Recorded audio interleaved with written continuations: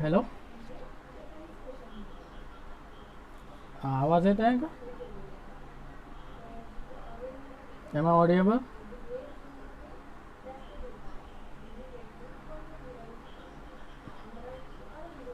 Hello,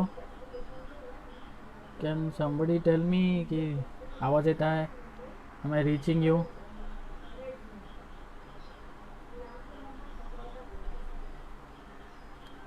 hello,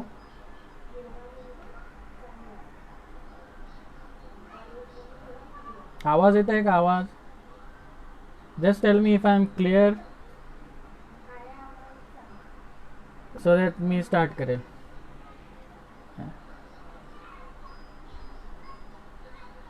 okay, आवाज आहे का? हम्म, हम्म. तर सगळ्यांना सर्वप्रथम जय भीम. अ, आणि सगळ्यांना महाराष्ट्र दिवसाच्या आणि जागतिक लेबर दिवसाच्या, श्रमदिनाच्या शुभेच्छा. टॉपिक आपण जो निवडलेला आहे आज, की मायबाप सरकार आणि कामगारांचे अधिकार, हा टॉपिक म्हणजे मी जाणून बुजून निवडला होता. कारण की सध्या जे स्थिती आहे कामगारांना घेऊन जे चालू आहे, मला असं वाटतं की हा जो कॉन्सेप्ट आहे, मायबाप सरकार कशाला म्हणायचं, आणि मायबाप सरकाराचे रूट्स कुठे आहेत हे आपण जरा शोधले पाहिजे. आणि त्याचं कॉन्शियसनेस आपल्याला झाला पाहिजे. आणि स्पेशली जेव्हा आपण बाबासाहेबांची आणि आपल्या ऑर्गॅनिक लीडर्सची, म्हणजे सामाजिक सुधारकांची जेव्हा एक लेगेसी घेऊन चालतो, तेव्हा त्याचे रूट्स कुठे आहेत आपल्या सामाजिक राजकीय अर्थव्यवस्थेमध्ये, तुम्हाला त्याचे रूट्स कुठे आहे हे शोधणं महत्त्वाचं आहे. ठीक आहे.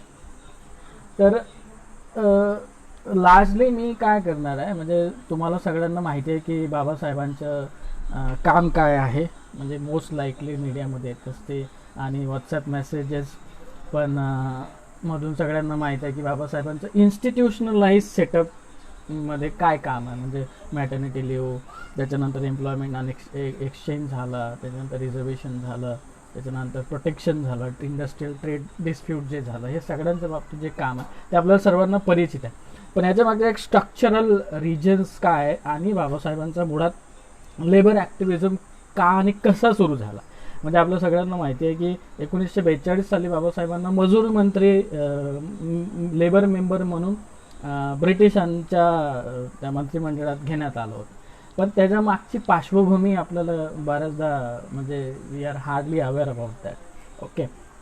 तर ते माहिती करून घेण्यासाठी आपल्याला बाबासाहेबांची एक आयडिया समजून घ्यावं लागेल की त्यांचं स्ट्रगल कशाच्या अराउंड रिव्हॉल्व करत होतं. ओके.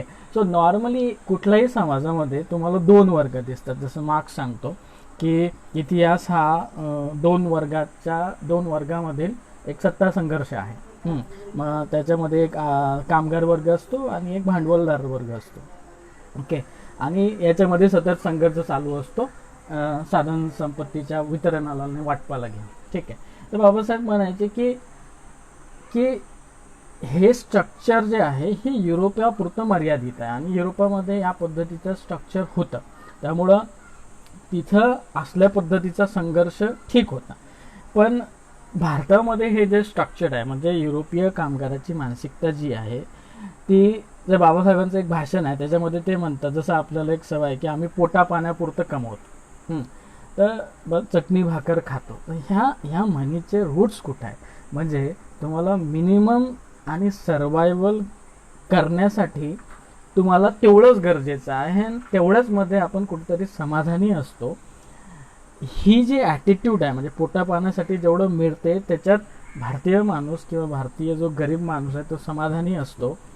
हा ॲटिट्यूड कुठून आला तर बाबासाहेब म्हणतात की quality of life, quality of improving the life, एखाद्या कामगाराचं जीवनमान उंचावणं हा संस्कार आणि हा समाजातल्या सगळ्या श्रमिकांमध्ये जो एक अप्रोच आणि ॲटिट्यूड निर्माण होतो तो युरोपामध्ये अगोदरपासून त्यांच्या व्यवस्थेमध्ये निर्माण झालेला होता. कारण की तिथं काळाच्या ओघात जे जे बदल झाले, म्हणजे स्लेव्हरीपासून जसं मोड्स ऑफ स्ट्रक्चर जे होते, उत्पादन संबंध हे हे बदलत होते. म्हणजे एक मास्टर स्लेव्ह रिलेशनशिप होतं, गुलामगिरी होती आणि मास्टरी होता.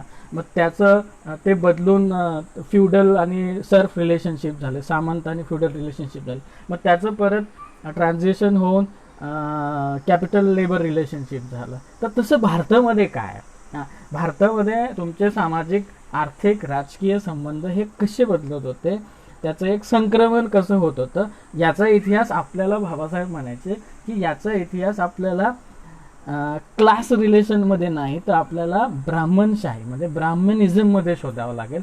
That was the one.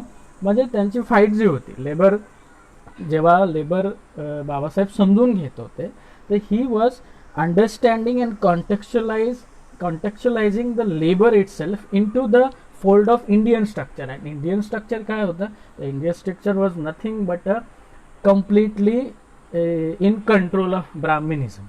Okay, तर the fight was between, the struggle was between Brahminism and capitalism. जसं फुले म्हणतात की बाबा कामगार आणि शेतकऱ्याचा आसूड जर आपण वाचला असेल, फुले ज्यामध्ये म्हणतात की जो शेतकरी आणि मजूर जो कामगार वर्ग आहे तो ब्राह्मणशाही म्हणजे भट आणि शेटजी आणि भटजी यांच्या ऑप्रेसिव्ह शॅकल्समध्ये, यांच्या जंजाळामध्ये ते कुठेतरी फसलेला आहे.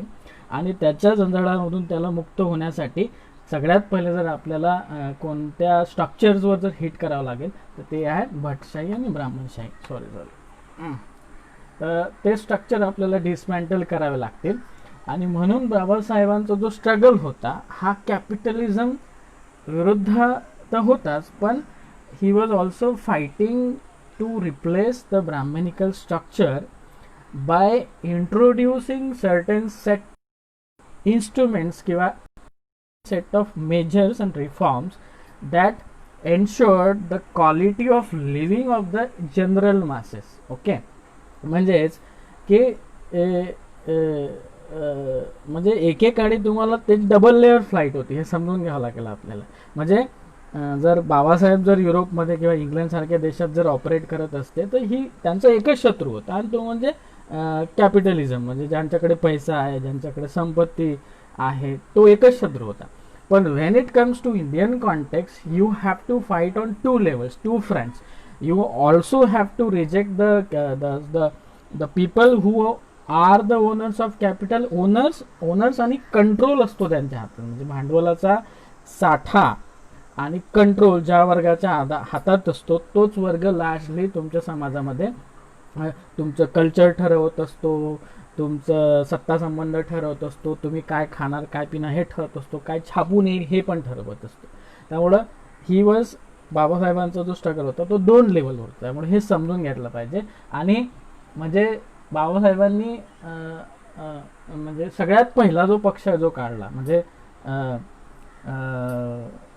इंडिपेंडंट लेबर पार्टीज का काढला, Y didn't he started like एखाद्या दलित पार्टी काढू शकले असते ते, बिकॉज देर वर इमिजिएट क्वेश्चन. 1928ला त्यांनी पाण्याचा सत्याग्रह केला, त्याच्यानंतर काळाराम सत्याग्रह आपल्याला दिसतो. मग हे इमिजिएट क्वेश्चन सोडून स्पेसिफिक तुम्ही लढा उभारू शकले असते बाबासाहेब, बट त्यांनी एक म्हणजे एक in general independent labour party आणि स्वतंत्र मजूर पक्ष त्याला का नाव दिलं, कारण की त्यावेळेस 2 गट भारतात अस्तित्वात होते लार्जली. एक म्हणजे काँग्रेस पुरस्कृत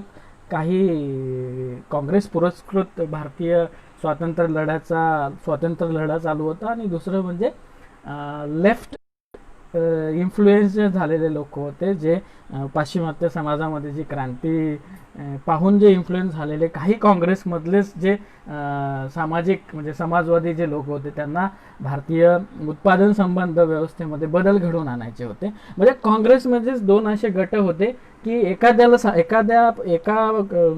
गटाला समाजवादी अर्थव्यवस्था पाहिजे होती. One group of persons were seeking for socialist economy and another group of people in Congress wanted to keep their structures of accumulation intact.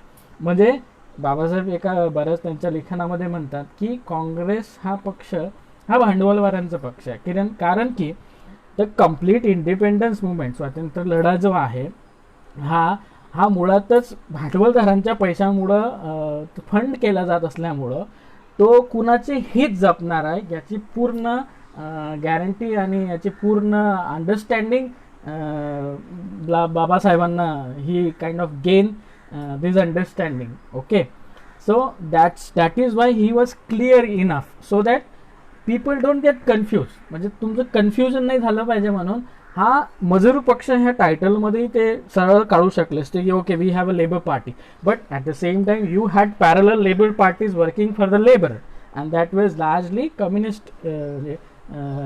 Communist influence labour parties. Okay, म्हणून स्वतंत्र मजूर पक्ष हा त्यांच्या राजकीय पक्षाला त्यांनी नाव दिलं आणि ते काढायचं उद्देश त्याच्या मागे हे होता की त्यांनी एक बघितलं, म्हणजे एक जेव्हा ही वॉज टावरिंग इंटेलेक्च्युअल आणि had a very good understanding of economics.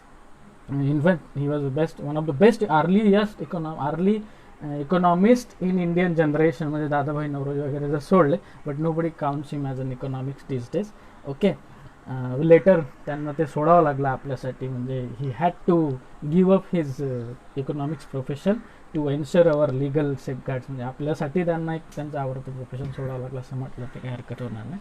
तर बाबासाहेबांची आयडिया ऑफ स्टेट काय होती याच्यामध्ये हे लक्षात घेतलं पाहिजे आपण. की कोणीतरी मला बोलताना असं बोललं होतं की बाबा पोषण काय राशन आमचा हक्क आहे. हां, म्हणजे एका मित्राशी बोलत होतो आणि राशन आमचा हक्क आहे. राशन खरंच आपला हक्क आहे का? म्हणजे आपण जर बाबासाहेबांना जर आज आपण बघितलं असतं तर मला वाटतं ना बाबासाहेबांनी हे PDS त्याच्यानंतर rationing system he would have completely rejected this idea. कारण की हे काय आहे ना, हे पॅट्रॉन क्लायंट रिलेशनशिप इस्टॅब्लिश करते परत. म्हणजे it kind of a reinforces, reproduce the structures that enslaves you. तुमचं गुलामी करण्याचे स्ट्रक्चर्स हे परत इंट्रोड्यूस करते आणि तुम्ही त्याच्यामध्ये अडकले जाता. सो यू डोंट, आणि याने काय होते बऱ्याचदा की तुमचा राईट कॉन्शियसनेस जो असतो, म्हणजे you need right to survive, you need एंटायटलमेंटकडे शिफ्ट होतो. म्हणजे वेलफेअर स्टेटने एंटायटलमेंट दिले पाहिजे, बट ते कॉन्स्टिट्युशनल आणि राईट फ्रेमवर्कमध्ये ते दिले पाहिजे असं बाबासाहेबांचं म्हणणं होतं. म्हणजे आता तुम्हाला मी उदाहरण देतो की भारतामध्ये जेव्हा एखादा ॲक्सिडेंट होतो, ओके, जेव्हा एखादा ॲक्सिडेंट भारतामध्ये होतो, एखाद्या फॅक्टरीमध्ये जेव्हा आग लागते, तर नॉर्मली काय होते, म्हणजे तुम्ही कोणतीही जर न्यूज वर्तमानपत्रामध्ये न्यूजपेपरमध्ये जर न्यूज बघितली की या फॅक्टरीमध्ये आग लागून फलाना 9 वर्करांचा मृत्यू, एवढे जखमी, अशा इन्सिडेंट झाल्यानंतर बऱ्याचदा म्हणजे मोस्ट लाईकली म्हणजे 95% केसेसमध्ये काय होते की शासन लगेच दुसऱ्या दिवशी काहीतरी प्राईज अनाऊन्स करते किंवा कंपन्सेशन अनाऊन्स करते. म्हणजे प्रत्येक कामगाराला आम्ही 5 लाख रुपये देऊ. आता मुंबईमध्ये रिसेंटली मागच्या महिन्या म्हणजे लॉकडाऊनच्या अगोदर इकडे एक केमिकल फॅक्टरीमध्ये आग लागली होती. त्याच्यामध्ये जवळपास साधारणतः 7 वर्कर्स मारले गेले होते आणि लगेच दुसऱ्या दिवशी आपल्या गव्हर्नमेंटनी 5 लाख रुपये पर वर्कर असं कंपन्सेशन अनाऊन्स केलं. आणि हे आत्तापर्यंत असंच होत आलेलं आहे. इथं तुम्हाला जर आंबेडकराईट पर्स्पेक्टिव्हनं हे जर समजावून घ्यायचं असेल तर that is not the way out. Okay, म्हणजे restoring the dignity of labour, if you really are concern about the life and dignity of labour, then you should not pay of the price of lives. Okay, भारतामध्ये असा कधी प्रयत्न झालेला आहे की सरकारने त्या फॅक्टरीमध्ये फायर स्टँडर्ड्स व्यवस्थित इम्प्लिमेंट होतात असा कधी प्रयत्न केला आहे का? रेग्युलर इन्स्पेक्शन सरकार करते का तिथे जाऊन, जेणेकरून असे घटना टाळता येईल आणि तुम्हाला असे प्राइस कंपोजिशन्स अनाऊन्स करावे लागणार नाही. त्यामुळं तुम्हाला म्हणजे इन्स्टिट्यूशनलायझेशन, जे ऑलरेडी इन्स्टिट्यूशन्स ज्या प्लेस आहे, आणि इन्स्टिट्यूशन्स म्हणजेच काय, तर institution is nothing but a law that are in place. How do you enforce the existing mechanism so to make sure that laborers are guaranteed minimum survival they are guaranteed, or at least their interests are safeguarded. They are provided with some level of basic safety measures and the working place. हे आपण याचा कधी विचार केला आहे का? म्हणजे शासन संस्था, मी याला मायबाप सरकार याच्यासाठी नाव दिलेलं आहे की आज आपल्यावर आपला जो लेबरिंग वर्किंग क्लासचा जो कॉन्शियसनेस झालेला आहे की बाबा सरकारच आपलं मायबाप आहे. ओके, आणि इथंच आपल्याला लास्ट रिझॉर्ट भेटणार आहे. पण ते मायबापाची संकल्पना त्या मायबापाची नाही, तर मायबापाची ही जबाबदारी असते, ती ड्युटीच्या नुसार नसते. ती जर तुम्ही मूल जन्माला घातलेला आहे तर ती त्याची जबाबदारी असते, त्याचं पोषण करणं, त्याला व्यवस्थित शिक्षण देणं आणि त्याची डिग्निटी कॉम्प्रोमाइज न करता त्याला ॲक्च्युली त्याचं जगणं कसं या सुसह्य करता येईल याची काळजी आपल्याला घेणं महत्त्वाचं असते.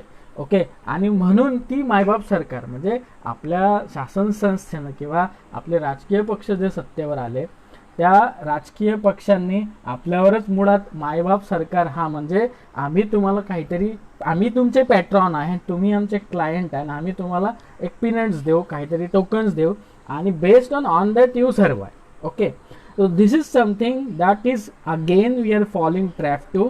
म्हणजे बघा, जेव्हा म्हणजे जसं मी तुम्हाला सांगितलं की there is it's always compensating approach. म्हणजे तुम्ही जर इतिहास काढला की भारतामध्ये जेवढे इंडस्ट्रियल ॲक्सिडेंट्स झालेले आहेत, state has always been like in a patron role where तिथं त्यांनी तुमच्या लाईफचं कंपन्सेशन दिलेलं आहे. बट 50 वर्षामध्ये, स्वातंत्र्याच्या 60 वर्षामध्ये किंवा 65 वर्षामध्ये आपण एवढं इंडस्ट्रियलायझेशन झालं, राज्याकडून असे अपघात होणार नाही याच्यासाठी किती सिरियसली अटेम्प्ट केला गेले. किती सिरियसली अटेम्प्ट केला गेला की बाबा fire can be avoided, some safety can be assured. Okay, तर हे सगळं आपल्याला समजण्याची गरज आहे. म्हणून मी म्हटलंय की ही मायबाप सरकार जी आहे ती बाबासाहेबांना काय अपेक्षित होती की what he was imagining, what was his idea of state. Okay, तर his idea of state was completely rejecting the structures of domination and Brahminism special, because Brahminism हा कुठेतरी भारतीय कामगाराच्या इतका त्याच्या नेणिवेपर्यंत म्हणजे इतका it had actually taken a very strong control of our subconscious mind that we completely forgot that labor itself is a dignified. Okay, doing labour itself is a dignified activity आणि म्हणून ते काम आपण केलं पाहिजे. म्हणजे तुम्हाला मी उदाहरण सांगतात, जसं वेन बाबासाहेब आपण म्हणजे मोस्ट लाईकली जेव्हा ढोरं ओढायचं काम करतो, when we were dragging dead animals and eating also. Okay, so म्हणजे Babasaheb how he was understanding the labour dignity itself. Okay, forget about म्हणजे human dignity, how it was integral in capable म्हणजे unavoidable in his thought and rooted itself.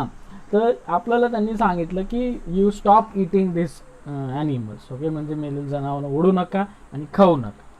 तर some people ask हिम की बाबा मग आम्ही काय करायचं, बिकॉज दिस एक तर आम्हाला याच्यातून उपजीविका मिळते आणि ॲडिशनली आम्हाला हे म्हणजे this is our food also. Okay, ठीक आहे, म्हणजे देर आर डिबेट्स की ते फूड म्हणून ते खायचं, ते चॉईस, एखादी गोष्ट जर चॉईस म्हणून जर तुम्ही करत असाल तर there is no problem. Okay, युरोपमध्ये बीफ खातात because there is a choice. Okay, they are not force to eat it. Okay, but if somebody is if you are doing something by force or if you are force to eat that, then there is a problem with it. Okay, तर that is why बाबासाहेबांनी तिथं problem बघितला की तुम्हाला हे force केलं जातं, हे खाणं तुम्हाला फोर्स केलं जात आहे आणि त्याच्यामुळं तुमच्याकडे पोल्युशन, इम्प्युरिटी आणि पोल्युशनची जी आयडिया आहे ती त्याच्याशी अटॅच केला जात आहे. ओके, आणि मग म्हणून तुम्ही हे खायचं नाही. आणि मग एका माणसाने त्याला प्रश्न मग आम्ही करायचं काय, we will lose our employment, मग तुम्ही देणार आहे का आम्हाला एम्प्लॉयमेंट. ओके, आणि आम्हाला खायला नाही राहील काय, मग आमच्या पोटापाण्याचं काय करायचं. तर ना बाबासाहेबांचं उत्तर काय होतं की जर 1 लाख महार असतील म्हणे माझ्या समाजाचे लोक, म्हणजे महारांची सभा होती ती, 1 लाख महार जर माझ्या समाजात असतील म्हणे आणि 10,000 जर उपाशी मेले म्हणे. ओके, 10,000 जर उपाशी मेले आणि तर 90,000 लोकांच्या स्वातंत्र्यासाठी आणि मुक्तीसाठी 10,000 लोकांचं बलिदान जर जात असेल म्हणे, तर त्याच्यासाठी मी तयार आहो म्हणे, आणि तुम्ही पण तयार असलं पाहिजे म्हणे, की 10,000च्या जर बलिदानामुळं तर 90,000 लोक हे डिग्निफाईड लाईफ जर जगत असतील, तर त्याच्यासाठी आपण एक समाज म्हणून तयार राहिला पाहिजे. म्हणजे imagine the level of human dignity and the compromise he was willing to do. Okay, म्हणजे he was willing to compromise the life itself. म्हणजेच काय की living without human dignity is a worthless life ना. म्हणजे त्यांचं म्हणणं होतं की बाबा म्हणजे जगायचंच नाही. If you don't have dignity life with dignity there is no point, it's a meaningless life. Okay, जनावरांमध्ये आणि तुमच्यामध्ये काहीच फरक नाही. ओके, तर that was the extremity in his thought. म्हणजे एखाद्या लिडरचं जेव्हा आपण म्हणतो की बाबा जगण्याचा प्रश्न जेव्हा येतो, तेव्हा सगळ्या गोष्टींना आपण कॉम्प्रोमाइज करतो. म्हणजे राईट्स, डिग्निटी वगैरे. म्हणजे सफाई कर्मचाऱ्यांच्या प्रश्नांबाबत हा मुद्दा खूप महत्त्वाचा आहे की जगण्याच्या प्रश्नामध्ये किंवा जगण्याच्या रोजच्या आपल्या संघर्षामध्ये how do we ensure that there is a human dignity associated with it. आणि बाबासाहेबांची ती संकल्पना काय होती. ओके, तर इथून बाबासाहेबांचा संघर्ष चालतो. ओके, म्हणजे ही एक्स्ट्रीमिटी त्यांच्या थॉटमध्ये होती, म्हणजे नो कॉम्प्रोमाइज. ओके, मग असा लीडर जेव्हा एखाद्या देशाची बांधणी किंवा एखाद्या मुवमेंटची, मग ती लेबर मुवमेंट असो, तेव्हा ती बांधणी करते. मग त्यांनी सुरुवात केली. मग जे खोती प्रथा होती. खोती was nothing but a zamindari system, ज्याच्यामध्ये गावातल्या शेतकऱ्यांना 75% सारा हा जमीनदारी शेतकऱ्यांना द्यावा लागायचा आणि ब्रिटिशांनी ते अपॉइंट केलं होतं. आणि याच्यामध्ये अनटचेबल्स कुठंच नव्हते by the way. Okay, because untouchables were prohibited and prevented from farming, they did not have a land. So his earliest struggle, म्हणजे जर तुम्ही 1936 आणि 1937च्या झालेल्या इलेक्शनमध्ये इंडिपेंडंट लेबर पार्टीच्या जर उमेदवाराची तुम्ही लिस्ट बघितली, तर list it self shows that the struggle was not it self, म्हणजे तो स्ट्रगल जो होता का हा जातीपुरता मर्यादित नव्हता. It was a struggle for universal cause, and that universal cause was nothing better reclaiming the human personality, restoring the human dignity which was compromised, which was stolen away, which was robbed off from us or from the laboring toiling masses by Brahmanical structures. Okay, म्हणजे एखाद्या पोल्युशनला आपल्या प्रोफेशनला polluted कसं करायचं कुठल्याच समाज व्यवस्था. Okay, एखाद्या प्रोफेशनला म्हणजे डिव्हिजन ऑफ लेबर हा प्रत्येक समाजात आहे. म्हणजे इंग्लंडमध्ये आहे, अमेरिकेत आहे, तुम्ही कोणीही समाजामध्ये जा, जर डिव्हिजन ऑफ लेबर, आणि ते गरजेचं आहे. म्हणजे अर्थव्यवस्थेतले बरेचसे सिद्धांत असे सांगतात की मोठे जे थिंकर्स झालेले, ॲडम स्मिथ आहे, मार्क्स पण म्हणतो की division of labour is required in any society to survive. कारण की तुम्ही तुमचे कपडे शिवू शकत नाही, तुम्ही तुमच्यासाठी भाजी बनवत नाही, तुम्ही तुमचे लाकडं कापू शकत नाही, तो यू नीड समबडी. म्हणजे तुम्हाला श्रम विभागणी गरजेची आहे एक सस्टेनेबल समाज म्हणून अस्तित्व राखण्यासाठी, आणि समाजातील सगळ्यांच्या गरजा तिथं त्याचं नियमन आणि ते पूर्ण करण्यासाठी डिव्हिजन ऑफ लेबर गरजेचं असतं. ओके, पण पाश्चिमात्य समाजात किंवा इतर समाजामध्ये डिव्हिजन ऑफ लेबर आहे, पण आणि डिव्हिजन ऑफ लेबर असून त्याला डिग्निटी पण आहे. म्हणजे जर तुम्ही वेस्टर्न समाजात जर जाल तर टेलरचा मुलगा हा सुताराच्या मुलाशी लग्न करू शकते, किंवा इंजिनियरची मुलगी हा हेअर ड्रेसर म्हणजे आपल्या कटिंग करणाऱ्याशी लग्न करू शकते. असं काही निर्बंध नाही आहे तिथे. ओके, असे काही निर्बंध नाही आहे. पण आपल्या समाज व्यवस्थेमध्ये एक तर डिव्हिजन ऑफ लेबर आहे. डिव्हिजन ऑफ लेबर हे कास्ट बेस्ड आहे. बरं ठीक आहे, म्हणजे एक वेळेस आपण मानून पण घेऊ की caste based division of labour हे एक कुठेतरी ठीक आहे म्हणजे भारतामध्ये त्याला एक स्ट्रक्चर आहे. But then you also introduce the concept of purity and pollution त्याला. म्हणजे सफाई काम हे सगळ्यात जगातल्या सगळ्या देशात होते. हां, आणि त्याला एक ठीक आहे, ते आता त्याच्यामध्ये जास्त प्रोडक्टिव्हिटी वगैरे नसते, म्हणजे कमी प्रोडक्टिव्ह असू शकते किंवा कमी स्किल्स लागतात, जास्त एज्युकेशन लागत नाही. पण बाकीच्या म्हणजे त्याला डिग्निटी आहे. त्याला एक कुठेतरी सफाई कामगार जो असतो हा पोल्युटेड नसतो ना, त्याचा स्पर्श झाला तर अमेरिकेतला किंवा पाश्चिमात्य समाजामधला माणूस हा दूर हटत नाही आणि त्याचं डिफाईलमेंट होत नाही. ठीक आहे. पण भारतामध्ये व्यवसायाला your professions occupations are attach with the idea of purity and pollution, आणि तिथंच ते थांबत नाही, तर it is ordained by your religious structures. It is ordained and maintained and legitimated by your religious structures. त्यामुळं ते परपिच्युएट होतात. ओके, ते सातत्यानं टिकून राहतात आणि म्हणून तुम्ही लीगल मेजर्स इंट्रोड्यूस केल्यावरही ते थांबत नाही. ओके, म्हणजे जर तुम्ही लिडिंग ज्युरी, कायदे तज्ज्ञ आणि समाजशास्त्रांमधले जर डिबेट्स वाचल्या तर असं आपल्याला दिसून येते की लॉ हा समाजाचं नियमन करू शकतो का, की ज्या समाजात पारंपरिक प्रथा, रूढी, परंपरा ज्या हजारो वर्षापासून म्हणजे तयार झालेल्या आहेत, त्याचं आणि लॉचं हे म्हणजे अभिसरण कशा पद्धतीनं होऊ शकते. तर पाश्चिमात्य समाजात हे झालेलं आहे आणि त्यांच्या धर्मानं ते चेंज पण केलं. म्हणजे त्या जो धर्मामध्ये त्याला रिजिडिटी कुठेतरी जाणवू लागली, त्या धर्मामध्ये त्यांनी बदल स्वीकारले त्यांनी, आणि लॉला एक रूल ऑफ लॉ हा त्यांनी स्वीकारला त्यांच्या समाजामध्ये. पण आपल्या समाजामध्ये आपण 1945 साली जेव्हा लॉ स्वीकारला, 1950 साली जेव्हा लॉ स्वीकारला, तेव्हा आपण धर्म बदलला का?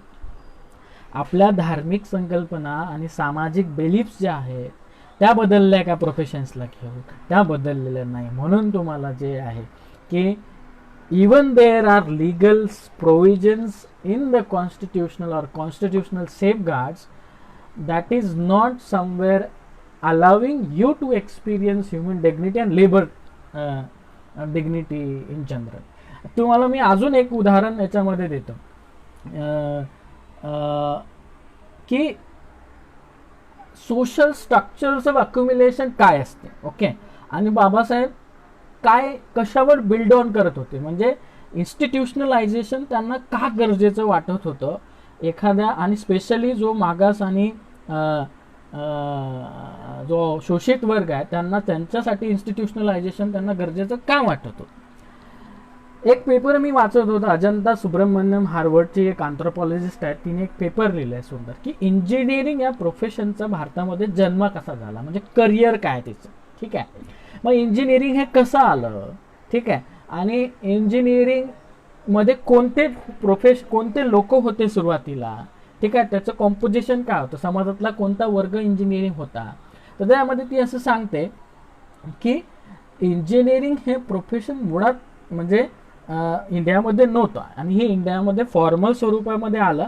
हे ब्रिटिशांनी इंट्रोड्यूस केलं नंतर, कारण की इंग्लंडमध्ये जी औद्योगिक क्रांती झाली होती त्याच्यामुळं जे टेक्नॉलॉजिकली लिटरेट आणि ॲडव्हान्स आणि इक्विप क्लास आहे किंवा लेबर फोर्स आहे त्याची गरज होती. म्हणून इंजिनिअरिंग हा एक रोबस्ट आणि एक कन्स्ट्रक्टेड कोर्स असा इंट्रोड्यूस केला गेला त्यांच्या समाजामध्ये, आणि म्हणून इंजिनिअरिंगची पोस्ट तयार झाली.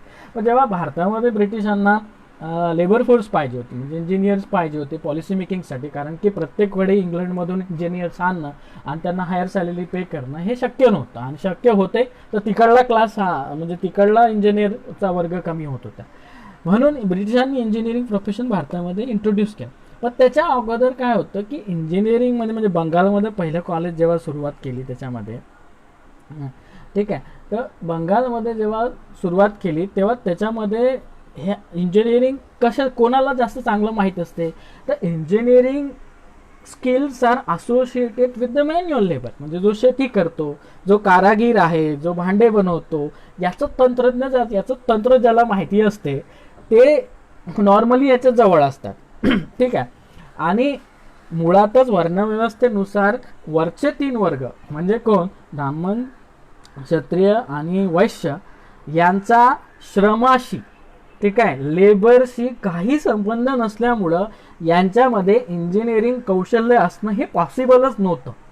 कारण की ब्राह्मण काय करत होते, पूजा करत होते आणि नॉलेज सांगत होते. कोणतं नॉलेज सांगत होते ते आपल्याला माहीत आहे, ठीक आहे. त्यामुळे मॅन्युअल लेबर यांच्याकडे जमिनी होत्या, पण ॲक्च्युअल लेबर जे असते ते याच्यामध्ये गुंतलेले नव्हते, ठीक आहे. मग दुसरा वर्ग जो क्षत्रिय होता तो पण त्यांच्याकडे जमिनी होत्या, पण ॲक्च्युअल लेबरमध्ये मग जो वर्ग होता तो कोणता होता, तो शूद्रा कास्ट होता. शूद्रा जो लेबरिंग कास्ट होता, जो शेती करायचा, तो डायरेक्ट जमिनीशी आणि ॲक्च्युअल प्रोडक्शनशी जुळलेला असल्यामुळं त्याला स्किल्स या माहिती होत्या. म्हणजे कुठलाही कामगार जो असतो हा त्याचा श्रम कमीत कमी लागावं आणि त्याच्यातून जास्तीत जास्त उत्पन्न किंवा उत्पादन निर्मिती व्हावी याचा प्रयत्न करत असतो. आणि ते प्रत्येक कामाला, म्हणजे आपणही बघा, कमीत वेळेत जास्तीत जास्त काम कसं होईल याचा प्रयत्न आपण सतत करत असतो. त्यामुळं कुठलाही कामगार, आणि त्यामुळं इंजिनिअरिंग प्रोफेशन जे आहे ते शूद्रा कास्टसाठी सुटेबल होतं. झालं काय, आणि ब्राह्मण लोकांना मॅन्युअल लेबर म्हणजे ब्राह्मण वर्णव्यवस्थेमध्ये श्रम म्हणजे शारीरिक कष्ट करणं हेच मुळात खालच्या दर्जाचं किंवा इन्फेरियर मानलं जात असल्यामुळं, कष्टकरी वर्ग हाच मुळात इन्फेरियर, कष्टाचं काम हेच मुळात आणि ब्रेनचं काम हे श्रेष्ठ मानलं जात असल्यामुळं खालच्या वर्गांना तुच्छतेची भान होते. पण जेव्हा इंजिनिअरिंग प्रोफेशन भारतात सुरुवात केल्या गेली किंवा भारतात इंट्रोड्यूस केल्या गेलं, तेव्हा ब्राह्मणांनी ती संधी साधली आणि त्यांना दिसला, तेव्हा सुरुवातीला पण नाही साधली, तेव्हा ब्रिटिशांनी ब्रिटिशांना कन्व्हिन्स करावं लागलं होतं. British had to convince these upper classes because they were collaborators with them in power. So it was kind of a tough situation for British to convince them these professions are dignified profession, baba, and if you can join in you will only benefit, we will give you jobs. So these classes, these top classes realize the fact ki baba engineering is of good profession or it has some dignity and social acceptance in the society. पाश्चिमात्य समाजामध्ये आणि engineering केल्यानं jobs आपल्याला British देणार आहे. That's why they started enrolling into engineering colleges in Bengal. Okay, मग अशा वेळी काय झालं की there were other peoples also. मी तुम्हाला याच्यासाठी सांगत आहे की you have to understand the social structures of accumulation, ठीक आहे. म्हणजे जेव्हा आपल्याला लेबर समजून घ्यायचं असते, बाबासाहेब ॲक्च्युली स्वतः म्हणायचे की labours are themselves responsible for their situation. Okay, he was very straight and forward. He never blame any, he blame the system, but then unless and until labour breaks the system or kind of takes a lead in dismantling the system, how do you make sure that the system is replaced or system is reformed? Okay, so he was in a way cautioning and awakening the consciousness ki you are yourself responsible for your situation and there is a overarching and underlying structures to it, ठीक आहे. असे ही social structures of accumulation आपल्या देशामध्ये होते. आणि मग ज्या वरच्या क्लासेसनी होती ते शूद्र कास्ट जो होता, म्हणजे जो वर्किंग लेबर होता, जो मॅन्युअल लेबर काम करायचा, ॲक्च्युली जो शेती करायचा, जो झाडपूस करायचा, ज्याला एखादं तंत्र स्वतःचं माहिती होतं, त्याला इंजिनिअरिंग क्लासमध्ये ब्राह्मण आणि शूद्र एक सोबत बसू शकत नव्हते. कारण की Brahmins space most likely were afraid of being polluted from the touch or from the shadows of untouchables, so they could not learn together, म्हणजे ते सोबत शिकू शकत नव्हते. म्हणून आपल्या मोठ्या चंक जो वर्किंग लेबर आहे, ज्याला ॲक्च्युली ग्राउंड लेवलचं म्हणजे माहिती होती, तो इंजिनिअरिंग शिकू शकला नाही ब्रिटिशांच्या काळात, ठीक आहे. मग त्याच्यासाठी काय करावं, म्हणजे त्यांना मॅन्युअल लेबरमध्ये, त्यांना इंटेलेक्च्युअल कामामध्ये एंगेज न होता किंवा पॉलिसी मेकिंगमध्ये नाही आणण्यासाठी त्यांना कुठेतरी एंगेज करावं लागेल. मग इंडस्ट्रियल ट्रेनिंग इन्स्टिट्यूट्स वेर इंट्रोड्यूस. ओके, ITI जे आपल्या गावातला आजकाल जो सर्वसाधारण पोरगा SC ST OBC जो म्हणतो आहे की बाबा 10वी 12वी झाल्यावर ITI करायचा आहे पोराला, मग ITI केल्यानं काय होते, तर एक सेमी स्किल्ड लेवलचा वर्कर तुम्हाला तयार होतो आणि ITI केल्यानंतर इंजिनिअरिंग तुम्ही करत नाही, अपवर्ड मोबिलिटी तुम्ही जात नाही, त्यामुळं तुम्हाला पोटापुरतं जेवढं इन्कम मिळते आणि ती स्किल्स तुमच्यामध्ये जेवढं मिळते ते तुमच्यासाठीचे जे स्ट्रक्चर्स तयार केले, ठीक आहे. म्हणजेच जो वर्किंग क्लास होता, जो लेबरिंग कास्ट ज्या होत्या, त्यांना त्यांच्या जागेवर कसं अडकवून ठेवायचं याची पद्धतशीरपणे योजना, systematic arrangement was actually introduced and enforced by this set of classes, म्हणजे largely this upper classes, Brahmin, Kshatriya आणि Vaishya, in collaboration with British. Okay, in collaboration with British, and British largely cared about it because they wanted to exploit. Okay, they wanted to bring something, take production from you and prosper their country. Okay, तर हे समजून आपण घेतलं पाहिजे की social structures of अक्युम्युलेशन्स असतात आणि social structures of accumulation भारतामध्ये जातीवर आधारित आहे, ठीक आहे.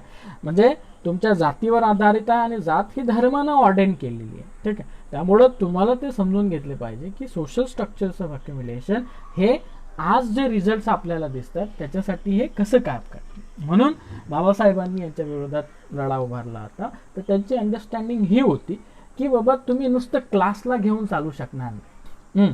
आणि तुमचा मग सपोज आता तुम्ही ठीक आहे, ही वॉज इमॅजिनिंग की Congress was only the single largest party that mobilise people for the freedom struggle, ठीक आहे. मग शेतकरी जो कामगार वर्ग जो होता तो नंतर ओढला गेला, कारण की काँग्रेसची अर्ली लिडरशिप जी आहे, सुरुवातीची जे नेतृत्व आहे ते शहरी होतं आणि शहरी असल्यामुळं त्यांना एक गावाचा जो आहे, म्हणजे गावामध्ये भारत जो बसतोय त्याच्यापासून एक कुठेतरी ते डिटॅच झालेले होते.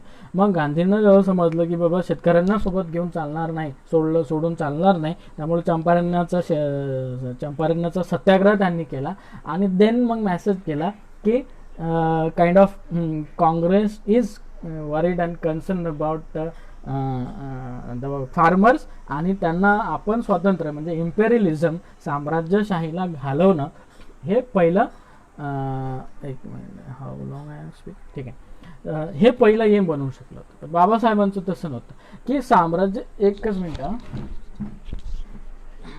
साम्राज्यशाहीला घालवून तुम्ही कोणाचं साम्राज्य आणणार आहात, कुणाचं साम्राज्य आणणार आहे हा प्रश्न बाबासाहेबांचा होता. आणि म्हणजे स्टेट कोणाचं असणार आहे, स्टेट कोणाचं असणार आहे, तुमचं मायबाप सरकार कोणाचं असणार आहे आणि ते कोणाचं हित संवर्धन करणार आहे, हा मूळ प्रश्न बाबासाहेबांना विचारायचा होता. मग स्टेट कोणाचं असणार आहे, ठीक आहे, स्टेट कोणाचं असणार आहे तर तुमचा पक्ष ज्या उद्दिष्टासाठी आंदोलन उभारतो आहे तो पक्षाचं फंडिंग हे बजाजनं केलेलं होतं, त्या पक्षाचं फंडिंग हे गुजरातच्या कुठल्या तरी व्यापाऱ्यांनी केलेलं होतं आणि म्हणजे लार्जली तुमचा जो शेठजी वर्ग होता हा तुमचा फ्रीडम स्ट्रगल फायनान्स करत होता. तर मग शेठजी वर्ग फ्रीडम स्ट्रगल का फायनान्स करत होता, त्यांना साम्राज्यशाही घालवायची होती पण सत्ता कोणाची आणायची होती. ओके, मग सत्ता कोणाची आणायची होती, स्ट्रक्चर्स कोणाचे एस्टॅब्लिश करायचे होते, तर त्यांचे स्वतःचे स्ट्रक्चर एस्टॅब्लिश करायचे होते. आणि त्यांचे स्वतःचे स्ट्रक्चर्स म्हणजे काय, तर तुमचं सोशल स्ट्रक्चर तुम्हाला चेंज करण्यामध्ये, रिफॉर्म करण्यामध्ये इंटरेस्ट नव्हतं. Okay, that was Babasaheb was hitting for. आणि म्हणून 1936 साली he began with the universalistic idea की Baba I wants to do something for this people. They don't know, they are caught up in the oppressive structures and their subconscious एवढं तुमचं एवढं दबाव होतं की डिग्निटी काय हे तुम्हाला समजत नव्हतं. तुम्ही स्वतः जे करता हे एक पॅट्रॉन क्लायंट रिलेशनशिप जेव्हा होती, म्हणजे वतनदारी was a informal social system that was in place that kept Mahars, especially Mahars and Matangs into operation किंवा अंडर कम्प्लिटली सबज्युकेशन, म्हणजे एक दुय्यमत्व त्याच्यामुळं ते तुम्हाला आलेलं होतं. आणि वतनदारीमध्ये मिळायचं काय, सगळ्या गावाचे कामं केल्यानंतर, जनावरं पाहिल्यानंतर, त्याच्यानंतर तुम्ही निरोप दिल्यानंतर जे काही वतनदारी सिस्टीममध्ये तुम्हाला दिसून येत होतं ते दिल्यानंतर आपल्याला परतावा काय होता त्याच्यात, जाती व्यवस्थेने तुम्हाला परतावा काय दिला होता, तर परतावा काय होता त्याच्यात, तर ब्राह्मणांच्या तुमच्या गावाच्या इच्छेनुसार, व्हॉलेंटरी इच्छेनुसार तुम्हाला त्याच्यामध्ये परतावा मिळायचा. बाबासाहेबांनी जेव्हा बघितलं की गावाच्या इच्छेवर जर तुम्हाला याच्यावर परतावा आहे तर हे आणि गावातली इच्छा म्हणजे कोणाची, गावातल्या इन्फ्लुएन्स लोकांची इच्छा जी होती, इन्फ्लुएन्स म्हणजे प्रभावी लोकांची जी इच्छा असायची ते तुम्हाला काहीतरी दे. मग तुम्हाला कुठेतरी रॉकी लँड देतील, तुम्हाला 1-2 जनावरं देतील आणि ती पण जनरेशनली एक्सचेंज पास ऑन व्हायची. म्हणजे महारकी ही काय 1 वर्ष कोणातरी जवळ असायची, म्हणजे ती पास ऑन व्हायची फॅमिलीनुसार, ठीक आहे. पण म्हणजे हे तुमचं सोशल, ज्याला म्हटलं जातं की सोशल डिपेंडन्सी ती इन्फॉर्मल होती, त्याला कायद्याचं स्वरूप नव्हतं. म्हणून बाबासाहेबांनी त्याच्यामध्ये म्हटलं होतं की हे स्ट्रक्चर ऑलरेडी एक तर ऑपरेसिव्ह स्ट्रक्चर आहे आणि हे जर आपल्याला बदलायचं असेल तर एक तर याचं इन्स्टिट्यूशनलायझेशन करणं गरजेचं आहे. म्हणून जेव्हा ते लेबर मेंबर होते, बाय द वे हे आपल्याला बरंच कमी, म्हणजे बाबासाहेब आयुष्यात एकच इलेक्शन जिंकले, ओके, संविधान सभेचं जर सोडलं आपण, कारण की ते एक पब्लिक इलेक्शन होतं, इनडायरेक्टली इलेक्शन होतं, म्हणजे it was not a kind of a contest where in तुम्ही लोकांमध्ये गेले आणि अपील करणं, ठीक आहे, तुमच्या प्रतिनिधी निवडले होते. बाबासाहेबांनी सगळ्यात पहिली जर निवडणूक जिंकली असेल तर ती इंडिपेंडंट लेबर पार्टीची मुंबईवरून निवडणूक जिंकली आहे. आणि after that he lost all elections, okay. लोकांनी त्यांना कधीच निवडून दिलं नाही. म्हणजे जेव्हा त्यांचं नेतृत्व ॲक्च्युली उभरून, म्हणजे it was emerging out, people started trusting him as a leader who was really concern about the farmers, labour rights. But आणि त्यांनी लोक पण सगळे सोबत होते. गडकरी नावाचा माणूस पहिल्या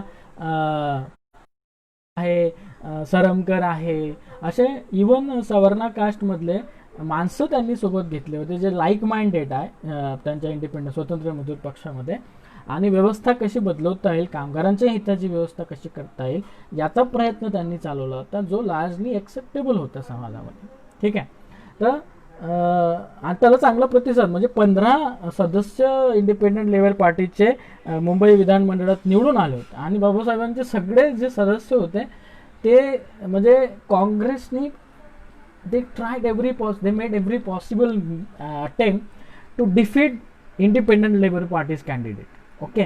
म्हणजे जर तुम्ही 18 खंड भाग 3 जर वाचला तर बाबासाहेबांचे स्वतःचे अनुभव आहे त्याच्यामध्ये की बाबा एका महाराला हरवण्यासाठी काँग्रेसने दुसरा महार उभा केला आणि एक दुसरा चामार उभा केला आणि कशी फूट पाडण्याचा प्रयत्न, म्हणजे तुमचं अस्तित्वच येऊ द्यायचं नाही, काँग्रेसला पर्यायच उभा होऊ द्यायचा नाही, याचा पुरेपूर प्रयत्न त्या तत्कालीन वर्चस्ववादी व्यवस्थेने केलेला आपल्याला दिसतो. म्हणजे जो स्ट्रगल जो होता, जो लेबरचा कामगारांचा स्ट्रगल जो होता, तो दाबण्याचा प्रयत्न या समाजातल्या वर्चस्ववादी काही लोकांनी भांडवलवाद्यांच्या सोबतीने केलेला दिसतो.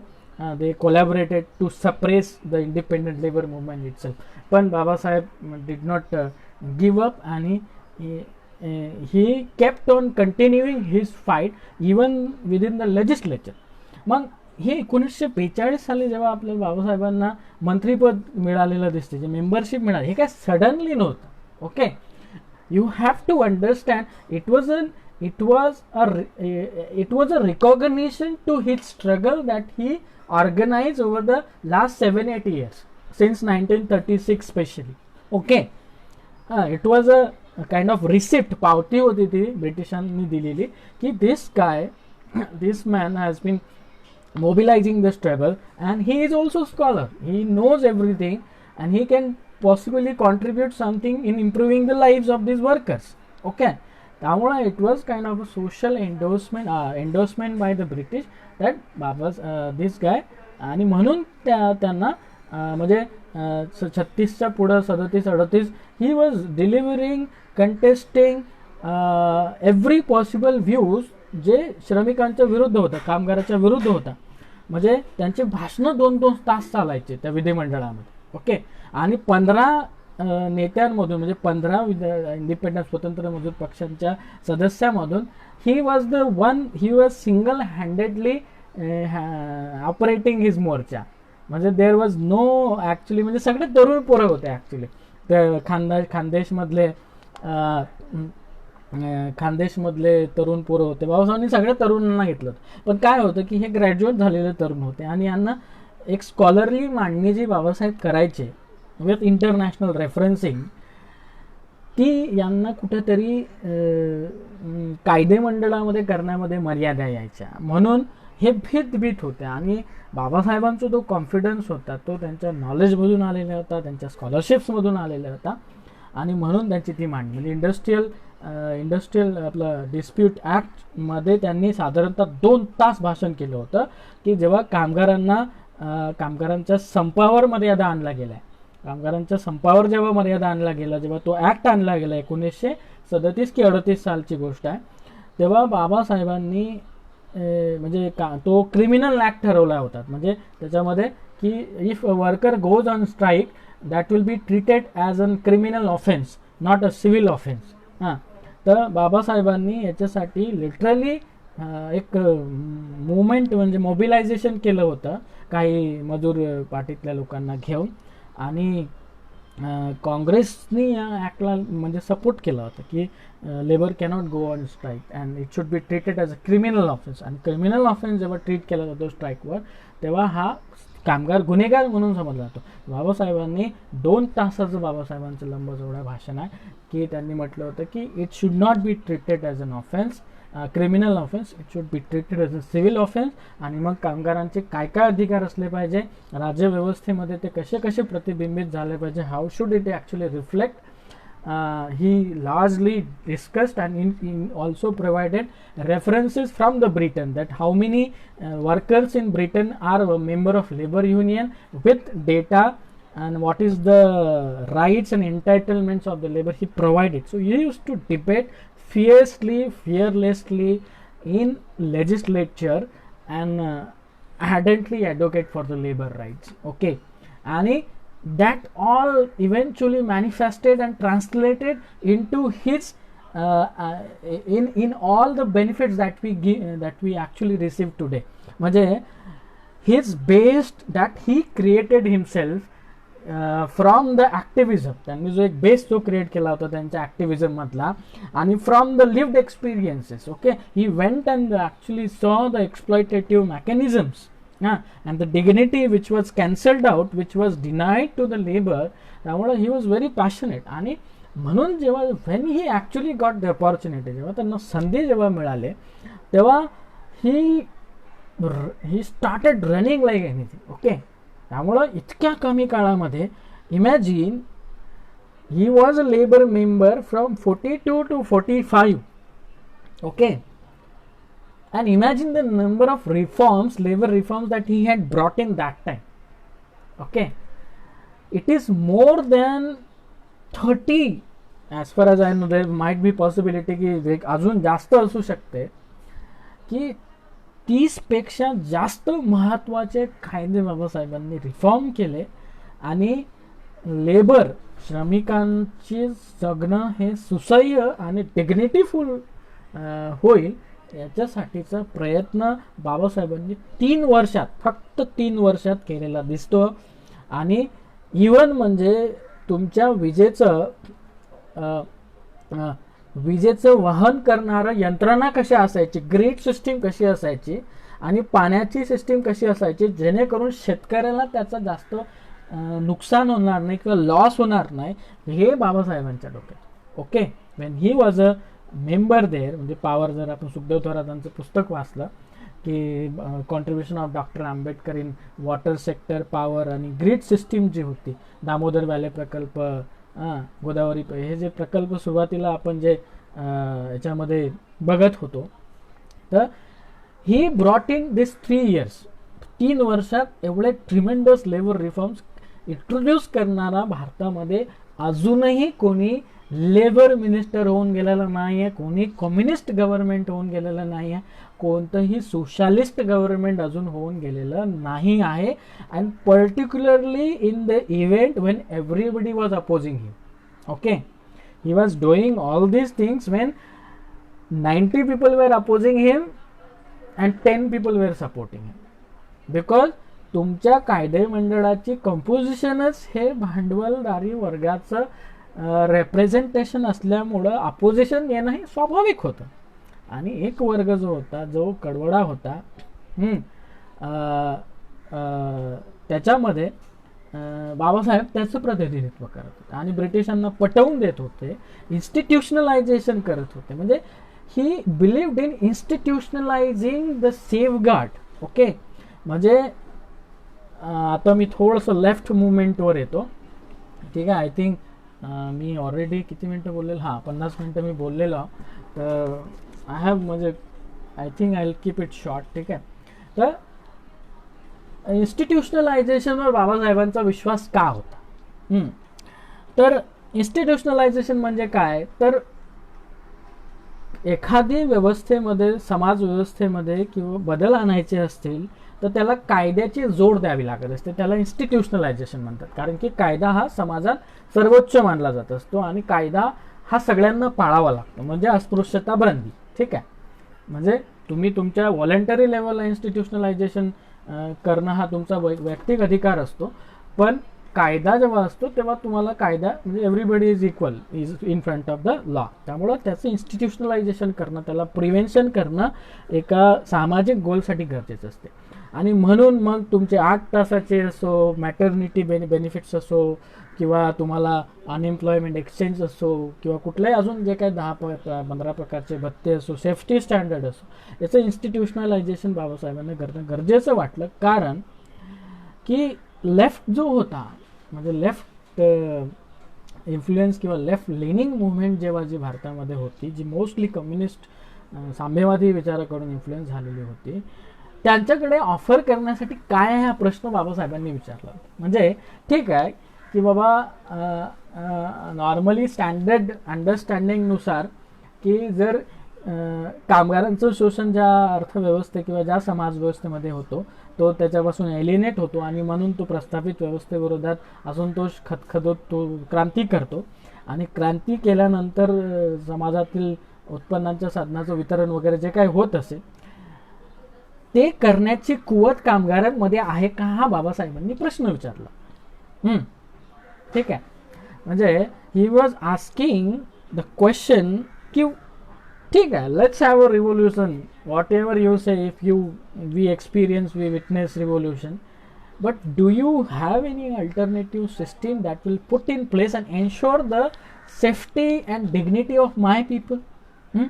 म्हणजे you people will have freedom, you people in British will go away, you people will take credit of throwing British away, and then what about my people? Do you have anything to offer for me, for my community? तर हा प्रश्न बाबासाहेब विचारत होते. म्हणजे तुमच्याकडे आहे का, तुमच्यामध्ये ती कुवत आहे का, तुमच्यामध्ये एक संविधान लिहिण्याची, इन्स्टिट्यूशनलायझेशन करण्याची कुवत आहे का, हा प्रश्न बाबासाहेब विचारत होते. आणि आपले लोक म्हणजे ब्राह्मणवादी व्यवस्था तुमच्यामध्ये ही कुवत नाही हे तुमच्या मनावर वारंवार बिंबवत होती आणि फोर्स करत होती. म्हणूनच जेव्हा टिळक म्हणतात कि कुणबी तेली तमोलो को क्या विधिमंडल में जाके हल चलाना है, ही जी मानसिकता आहे, ही ब्राह्मणवादी मानसिकता आहे. म्हणजेच काय की तुम्हाला कायदा बनवता येत नाही, तुम्हाला मॉडर्निटी समजत नाही, तुम्हाला देश चालवता येणार नाही जो आम्हालाच चालवता येईल फक्त. म्हणून आम्ही इंडिपेंडंट स्वातंत्र्याच्या लढ्यामध्ये लीड घेणं गरजेचं आहे आणि तुम्ही तुमच्या जागेवर राहणं गरजेचं आहे. इन अ वे असा मेसेज होता. म्हणजे कुणब्यांना, तेल्यांना संसदेत येऊन किंवा विधिमंडळात येऊन तिकडे काय नांगरणी करायची आहे का, असं स्टेटमेंट होतं टिळकांचं. म्हणजेच काय की मॉडर्निटी जी आहे, म्हणजे आधुनिक कायद्याचं राज्य जे आहे ते आम्हाला सांभाळता येईल, तुम्ही कष्ट करत राहा आयुष्यभर. ठीक आहे, तुम्हाला काही गरज नाही आहे. ठीक आहे. तर असा विचार जो एक वर्ग करत होता, म्हणून बाबासाहेबांचा जो विरोध होता त्या या विचारसरणीला होता. मग ह्या विचारसरणीला आणि एकंदरीत दुसरीकडे भांडवलवादी विचारसरणी, अशा 2 लेवलला स्ट्रगल्स करावा लागत होता बाबासाहेबांना. तर इमॅजिन. आणि मग या स्ट्रगल करत असताना 3 वर्षात एवढं मोठं काम करणं म्हणजे जेव्हा आपण खाजगीकरणाचं जे आता उदाहरण देतो ना, आपण 1991 साली आपण अर्थव्यवस्थेमध्ये जेव्हा आपण रिफॉर्म्स केले तेव्हापासून लेबर रिफॉर्म्स आतापर्यंत होऊनच राहिले म्हणे, कारण की ऑफकोर्स त्याला विरोध आहे आणि त्याच्यावर आपणच प्रभावित झालेलो आहे. पण लेबर रिफॉर्म्स त्यावेळी बाबासाहेबांनी 3 वर्षात केले होते आणि that all continue to borrow from us. Okay, म्हणजे आपण अजूनही त्याचे बेनिफिशरी राहत आलेलो आहोत आणि त्याचे सगळे रेफरन्सेस यू गो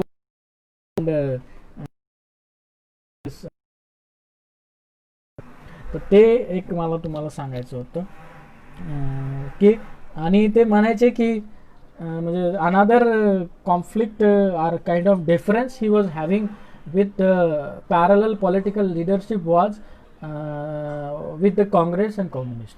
ओके, याच्यावर कमेंट करणं मला गरजेचं वाटतं बिकॉज हिज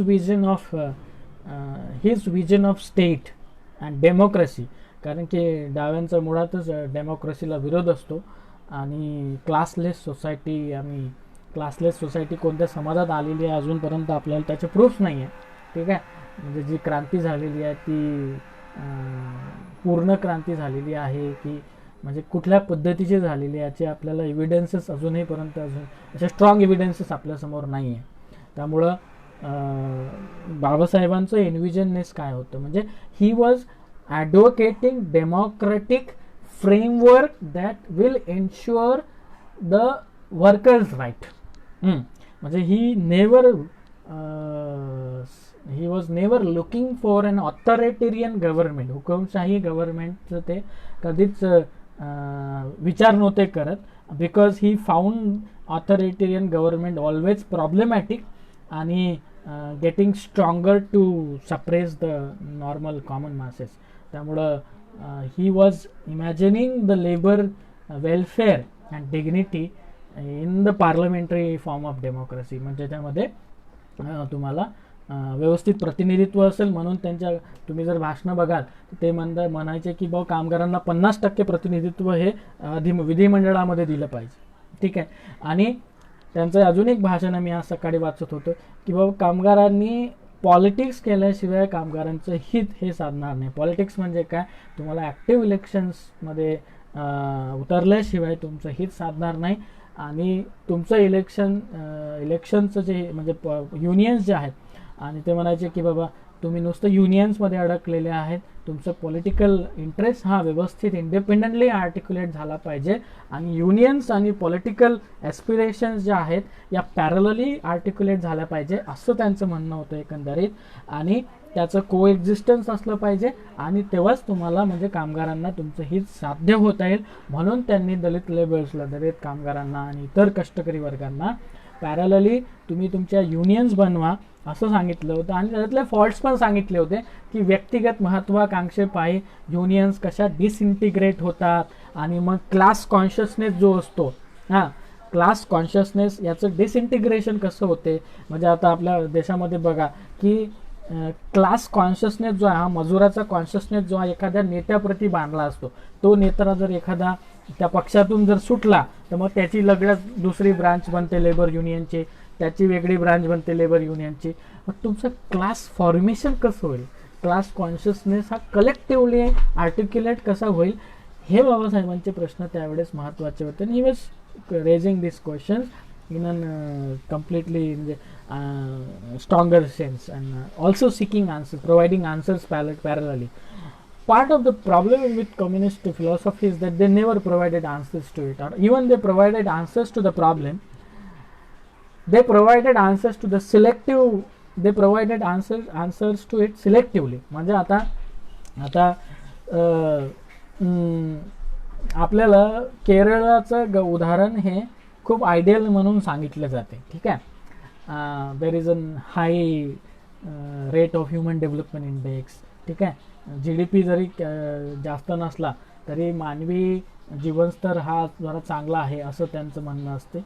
आणि अजून बरंच म्हणजे GDP नसला तरी तुमचं विकास कसा होतो असं त्यांचं सांगणं आहे. आणि केरळामध्ये लार्जली काँग्रेस आणि communist government, most likely communist government हे येत असल्यामुळं ते एक आयडियल स्टेट ऑफ फंक्शनिंग म्हणून दाखवलं जाते. अशा वेळी आपण बाबासाहेबांनी काय म्हटलं असतं, म्हणजे ज्या ज्या ज्या ज्या जे राज्य जे होतं, म्हणजे भारतामध्ये कम्युनिस्ट गव्हर्नमेंट बंगालमध्ये जवळपास 25 वर्ष होतं, केरळामध्ये नाही म्हटलं तरी 25 ते 30 वर्ष होतं. इथे दलितांच्या जवळ किती लँड आहे? काल मी एक आकडेवारी बघत होतो. The rate of atrocities in Kerala is very high. Kerala हा अट्रॉसिटी च्या अंतर्गत घडणाऱ्या गुन्ह्यांमध्ये हा टॉप 10 मध्ये येतो. ठीक आहे. आणि स्पेशली दलितांच्या विरोधात घडणाऱ्या गुन्ह्यांमध्ये टॉप 10 मध्ये येतो. मग तुमचा ह्युमन डेव्हलपमेंट इंडेक्स एवढा सिलेक्टिव्हली का? हा प्रश्न आपण विचारला पाहिजे. हा प्रश्न बाबासाहेबांनी विचारला असता. म्हणजे तुम्ही तुमच्या कामगारांची सत्ता, लेफ्ट गव्हर्नमेंट जेव्हा येते, so why can't you stop violence on Dalits? Isn't that a failure? Why we have to always compromise? आणि बंगालमध्ये अजूनही 27 ते 28% दलित आणि आदिवासी, म्हणजे आदिवासींचं जर आपण कॅल्क्युलेशन त्याच्यामध्ये बघितलं, हा दारिद्र्याखाली आहे. काही 2 जिल्हे तिथे की प्रचंड दारिद्र्याचं प्रमाण आहे, की म्हणजे 27 वर्ष तुमची सत्ता होती, तुम्ही किती जेन्युइन प्रयत्न केले. त्यामुळं तुमचा जो स्टेट आहे, तुमचे जे स्टेट इंटरेस्ट आहे, तुमच्या स्टेटचं जर कंपोजिशन, रचना हे जर एखाद्या विशिष्ट वर्गाची असेल, एखाद्या विशिष्ट जातीची असेल, तर डेफिनेटली तो जात वर्ग त्याचे हितसंवर्धन आणि संबंध जपण्याचं काम करत असते. हे बाबासाहेबांनी आपल्याला 50 वर्ष अगोदर सांगितलेलं आहे. ठीक आहे. आणि तेच आपल्याला त्याचं प्रतिबिंब, त्याचं रिफ्लेक्शन आपल्याला दिसून येतं. ठीक आहे. I have some turbulence here. ठीक आहे. तर त्याचंच प्रतिबिंब आपल्याला दिसून येते. तुम्ही जर देशातली लार्जली आकडेवारी बघितली, ठीक आहे, तर भारतामध्ये ऑक्सफॅमचा रिसेंटली डेटा, एक आकडेवारी पब्लिश झाली होती. त्याच्यामध्ये भारतातली 90%, 80% ही मालमत्ता 10% लोकांच्या ताब्यात आहे. आणि जवळपास 176 बिलियनरीज जवळ भारताची साधारणतः 70% मालमत्ता, वेल्थ ही ताब्यात. 176 लोकांकडे 70% मालमत्ता भारताची आहे. आपण सगळं कुठंच नाही, बॉटम 60, बॉटम याच्यामध्ये आहो सगळे आपण. आणि जर तुम्ही Nitin Bharati, Paris school of इकॉनॉमिक्समध्ये त्यांनी एक सुंदर काम केलेलं आहे की दलितांचं याच्यामध्ये स्थान कुठं आहे, स्टॉक मार्केटमध्ये दलितांचं स्थान कुठं आहे. याच्यामध्ये EPW मध्ये एक चांगलं पेपर आहे की त्याच्यात असं दाखवलेलं आहे की जवळपास 12,000 डायरेक्टर, बोर्ड ऑफ डायरेक्टरमध्ये जे मेंबर्स असतात त्याच्यामध्ये 10% पण, म्हणजे 5% पण दलित, OBC आणि ST नाही आहे. म्हणजे तुमच्या कॉर्पोरेट कंपन्याचे जे मॅनेजिंग डायरेक्टर बोर्ड असतात हे सगळे एका विशिष्ट वर्गातून आलेले आहे आणि हेच ॲक्युम्युलेशन करत असतात, हेच श्रमिकांचं शोषण करत असतात, हेच तुम्हाला पगार देणारे लोक आहेत. त्यामुळं रेट ऑफ प्रॉफिट जो असतो, अर्थव्यवस्थेमध्ये 2 प्रकारचे इन्कम असतात. ठीक आहे. एक असते वेज इन्कम, म्हणजे जे मजुरीतून मिळणारं इन्कम असते, आणि दुसरं असते प्रॉफिट इन्कम. ठीक आहे. तर गेल्या काही वर्षामध्ये स्पेशली न्यू लिबरलायझेशन, म्हणजे नवोदारमतवादी धोरण स्वीकारल्यानंतर आपल्या अर्थव्यवस्थेमध्ये वेज रेट जे आहे, वेज शेअर जो आहे, मजुरीचं जे इन्कम आहे आपल्या राष्ट्रीय उत्पन्नामध्ये, ते प्रचंड कमी झालेलं आहे. म्हणजेच काय की जर मजुरांना मिळणारं इन्कम हे आपल्या राष्ट्रीय उत्पन्नात जर कमी होत असेल तर हा टेरिबली, म्हणजे हा एक धोक्याची घंटा आहे. कारण की मजुरांचं इन्कम जर नसेल तर अर्थव्यवस्थेमध्ये मागणी निर्माण होणार नाही. अर्थव्यवस्थेमध्ये जर मागणी निर्माण झाली नाही तर विकासाच्या ज्या संकल्पना आहेत त्यात थोडंसं आपल्याला म्हणजे बदलाव्या लागतील. आणि प्रॉफिट इन्कम जे आहे ते प्रॉफिट इन्कम हे प्रचंड वेगाने वाढलेले आहेत. आणि प्रोडक्टिव्हिटी आपल्या अर्थव्यवस्थेमध्ये, जर तुम्ही जर रिसेंटली अर्थव्यवस्थेमध्ये जर तुम्ही रिसर्च वाचाल तर हे काही विशिष्ट वर्गाच्या सॅलरी ज्या आहेत, वेज आहेत, त्या प्रचंड प्रमाणात वाढलेल्या आहे. म्हणजे जो मिडल रेंजमधला, जो कॉर्पोरेट बोर्डमधला जो माणूस आहे त्याच्याच सॅलरीज वाढलेल्या आहे. कष्टकरी वर्ग, म्हणजे असंघटित क्षेत्रामध्ये जो साधारणपणे 99%, आपला 92% जो वर्ग आहे त्याच्या सॅलरी, त्याचं प्रोटेक्शन हे आपल्याला कुठंच दिसत नाही. आणि या सगळ्याची कारणं हे तुमचं मायबाप सरकार. ओके. तर हे मायबाप सरकार खरंच तुमच्या मायबापासारखी काळजी घेते की नाही, की तुम्हाला फक्त 30 किलो गहू, 10 किलो तांदूळ, 30 किलो तांदूळ देते आणि त्या तांदळामध्ये तुम्ही भागवा, असं तुमचं उपजीविका, आणि त्याच्यामध्ये जर तुम्हाला समाधान वाटत असेल तर बाबासाहेबांनी हे कधीच नाकारलं होतं. हे कधीच नाकारलं होतं. Patron client relationship, slave master relationship हे बाबासाहेबांनी कधीच नाकारलं होतं. त्यांचं म्हणणं होतं की you state as is an impartial institution, land nationalise करा. लँड कॉन्सन्ट्रेशन जर आपल्या देशामध्ये आपण बघितलं तर 1 हेक्टरपेक्षा कमी लँड असलेल्या शेतकऱ्यांची संख्या ही 84% आहे.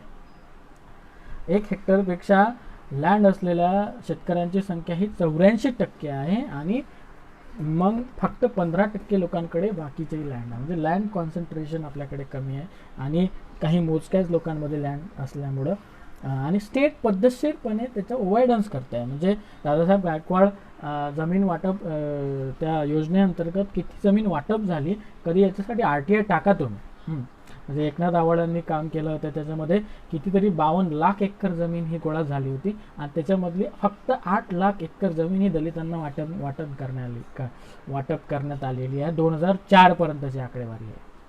तर पुढची आकडेवारी आपल्याला कधी कोणी माहिती केली का, शासन व्यवस्थेने ते दिली का, किंवा आपण किती त्याच्याबद्दल कॉन्शियस आहो, हा प्रश्न बाबासाहेब विचारायचे. आणि म्हणून बाबासाहेब म्हणायचे की बाबा तुम्ही पुस्तकं वाचणं गरजेचं आहे. त्यांनी 4 पुस्तकं कमीत किमान मजुरांनी वाचणं गरजेचं आहे, प्रत्येक मजुरांनी वाचणं गरजेचं आहे असं सांगितलं. त्या 4 पुस्तकाची नावं होती ऑन लिबर्टी, जॉन स्टुअर्ट मिलचं, त्याच्यानंतर रुसोचा सोशल कॉन्ट्रॅक्ट, त्याच्यानंतर तिसरं होतं कम्युनिस्ट मॅनिफेस्टो. कम्युनिस्ट मॅनिफेस्टो छोटंसं पुस्तक आहे, 50 पानांचं पुस्तक आहे. ते प्रत्येक मजुरानं वाचलं पाहिजे.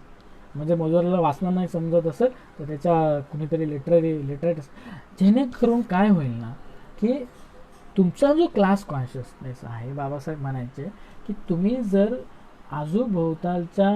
सभोवतालच्या परिस्थितीचे स्ट्रक्चरल अंडरस्टँडिंग तुमच्याकडे नसाल, किंवा हे कुठून आलं, तुम्हाला इमिजिएटली दिसतो की तुमचा अपर कास्ट लँडलॉर्ड तुमचं छळ करतं, पण याचे स्ट्रक्चरल्स काय आहेत, सभोवतालच्या स्थितीची जर तुम्हाला एक अंडरस्टँडिंग नाही आली, एक जाणीव नाही झाली, तर तुमच्यातला जो राईट कॉन्शियसनेस जो आहे तो येणार नाही. It won't rebel within.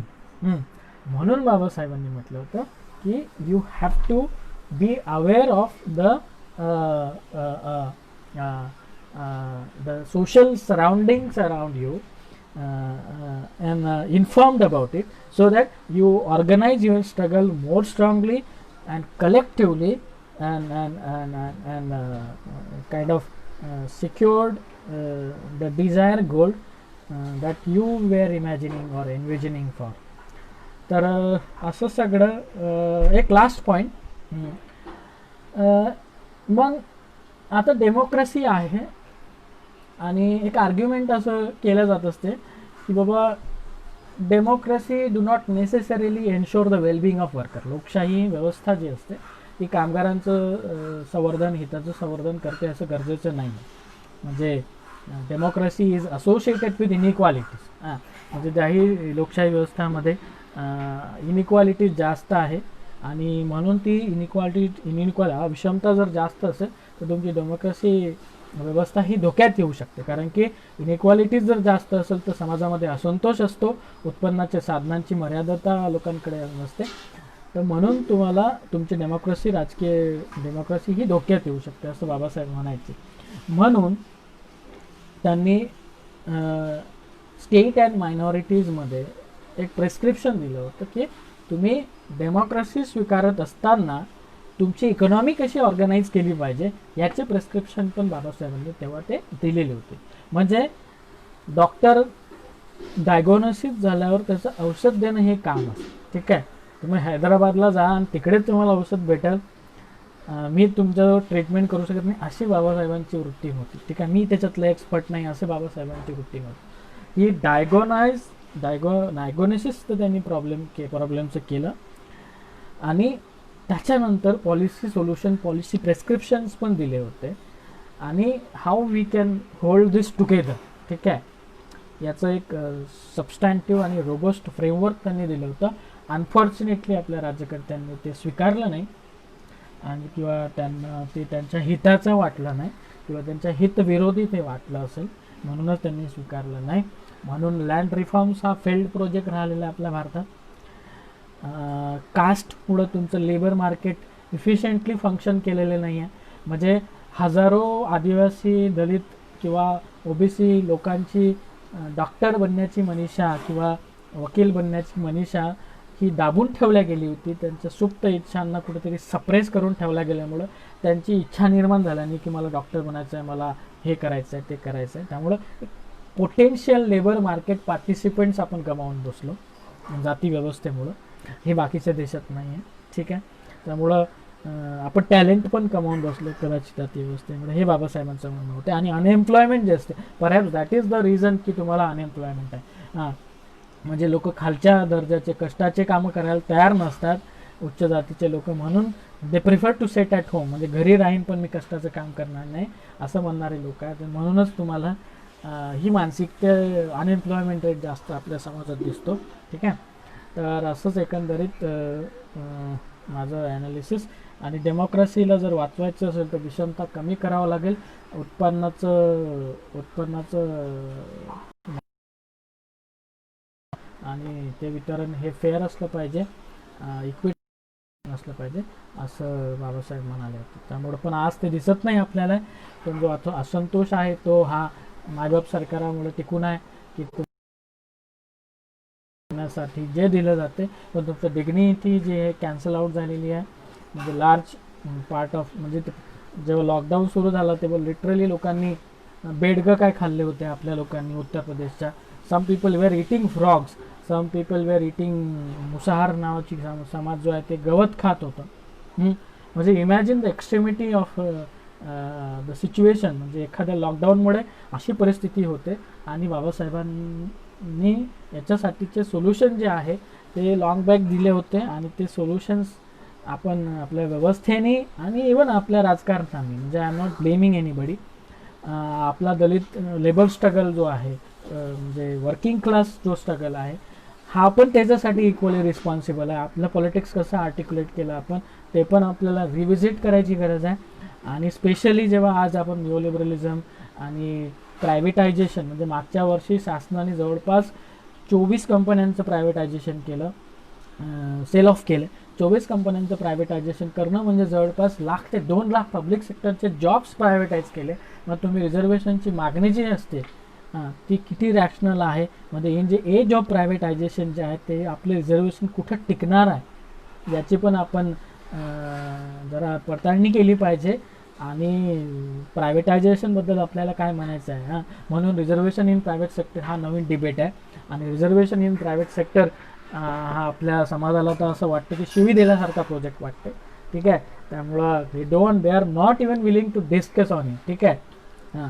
म्हणजे इवन बिग इंडस्ट्री जे आपल्याला आदर्शवादाचं उदाहरण म्हणून आपल्यासमोर मीडिया सादर करत असते, इन्क्लुडिंग नारायण मूर्ती, Bajaj and all this people. Okay, Bajaj is extremely and vehemently opposed to the idea of introducing reservation in private sector. Okay, Narayan मूर्ती इज अगेन्स्ट इट कम्प्लिटली, ठीक आहे.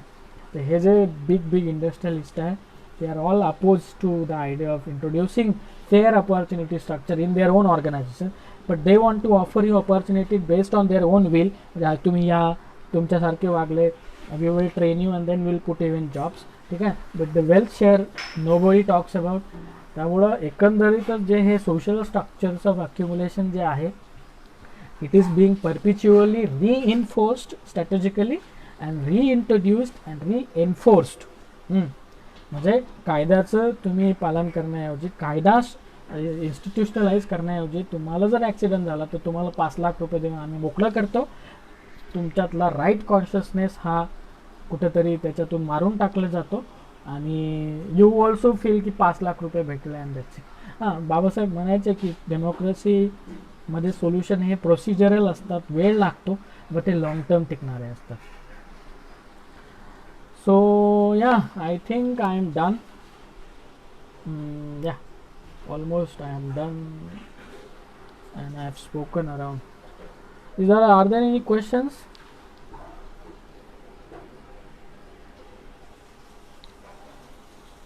जस्ट अ मोमेंट, माझं मोबाईलमध्ये क्वेश्चन्स आले असतील. I will just take my mobile. Okay, just a moment.